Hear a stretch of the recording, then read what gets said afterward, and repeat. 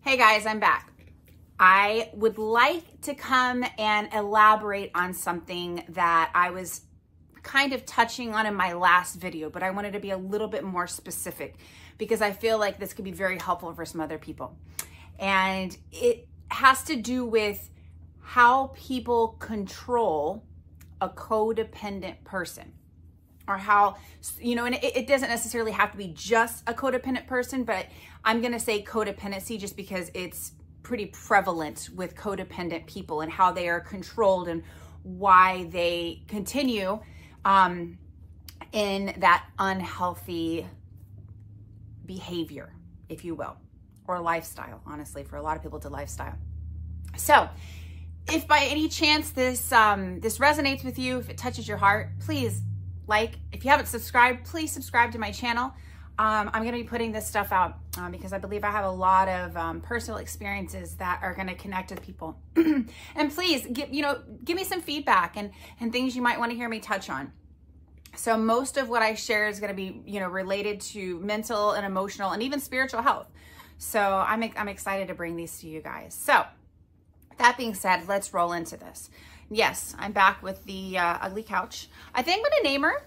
I think we might call her Bertha. Bertha's a good name, right? Anyways, maybe you guys can give me some suggestions. We can name the couch, all right? Listen, everything is important. Everything deserves love. So anyway, in my last video, I was talking about self-worth. And I was talking about how, the different roles that we play. And more specifically, I'm going to talk about a role that I played, codependency. And I would like to share some of the ways in which I allowed people around me to control and manipulate me to continue filling that role, and why I didn't leave and push them away. Well, as we learned from self-worth, is we believe that's our duty to serve these people around us, right? So we get our external validation because of the limiting core beliefs we have about ourselves. We stay in it. But what does it kind of look like? Okay. Now I know in my life, I've had several different types of people in my life that have utilized different tactics. Okay.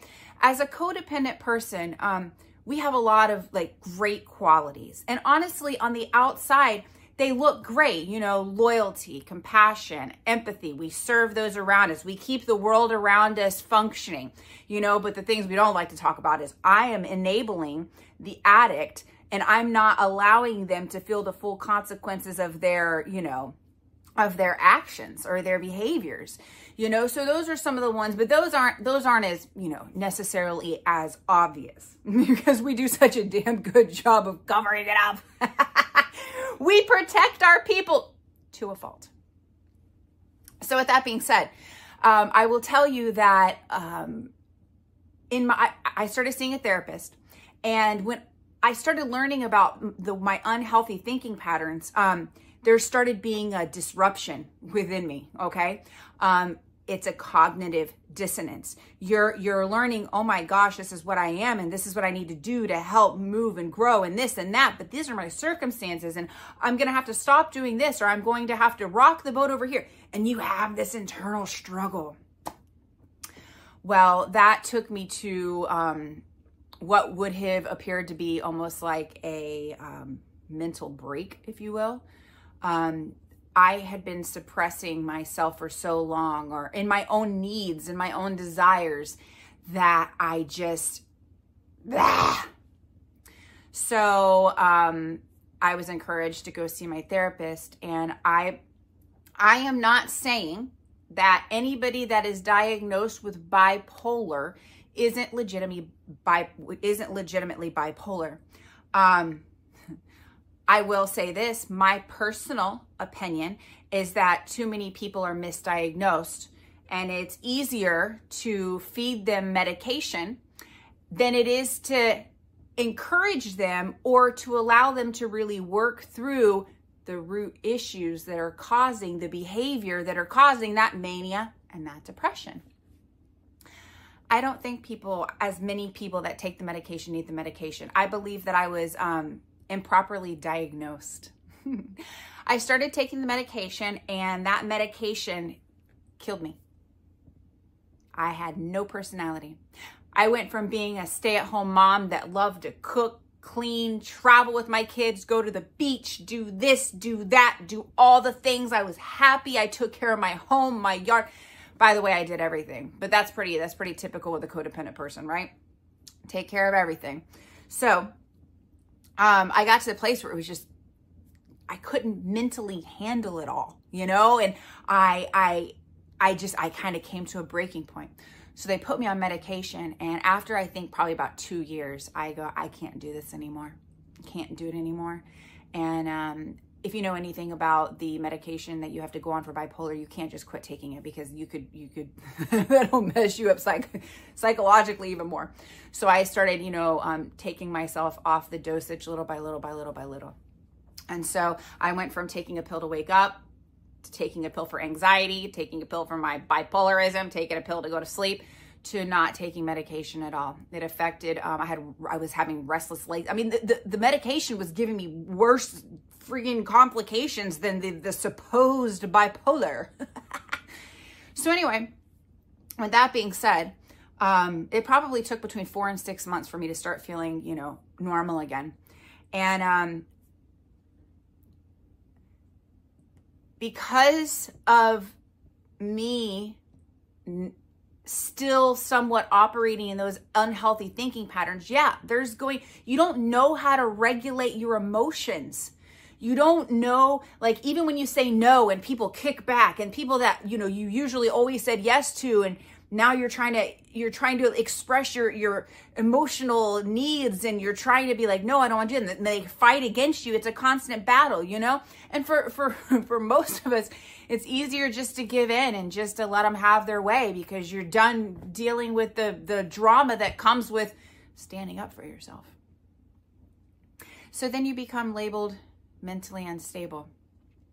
And remember, because you have a negative self-worth and you have a lot of limiting beliefs, you believe that your voice doesn't matter, that you start questioning your reality. Maybe I am bipolar. Maybe I am mentally unstable. Even when I left my ex-husband, and I'll admit that I didn't necessarily leave in the right way. I didn't know, but I knew I needed to get out. I literally had no choice. I had to leave. And after I left, I had people in my immediate family, even my ex-husband, everyone, well, I can't say everyone, that's not true, but a lot of people believed that I was mentally unstable.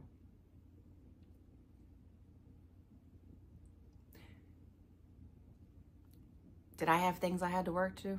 Sure, absolutely. But, and I'm willing to take responsibility for my actions, but I think the people that were saying those things about me, it was easier than taking responsibility for their own actions that caused me to, and pushed me to do the things that I did. Now, I'm not the victim here in the sense that I'm not going to take responsibility for my actions. But I just want to communicate to anybody out there, if somebody's making you feel like, or if somebody's telling you that you're mentally unstable, and in your mind you're going, wait, this isn't right. Like I should have a say in this. And sometimes you do feel crazy. Sometimes you don't have the strength to say no. Sometimes you don't have the strength to stand up for yourself. Sometimes you don't even believe in yourself, because you believe and you count on those external people around you, your partner, your spouse, the family that raised you. Blood's thicker than water, right? Isn't that the truth? No, it's not. My family are the people that love and support me, that believe in me, that encourage me, that add just as much as I give to them. And once again, there's going to be times where we give a little bit more than we take, and sometimes we take a little bit more than we give, but there should be a balance for the most part. It should not be lopsided. It shouldn't be lopsided. So I felt like I needed to clarify that a little bit. And I hope that there's somebody out there that's going to watch this video. It's going to click. Like, I need to reach out to Tara. I need to ask her for some resources. Maybe have a conversation with me. Let me help encourage you. You're not alone. You're not crazy. Yeah, we are. Yeah, but I mean, we're not like... So anyway, that's really what I wanted to touch on. And man, that was another long video. No, I'm going to spit them out tonight. You guys have a good night. And yeah, you'll be seeing me again soon.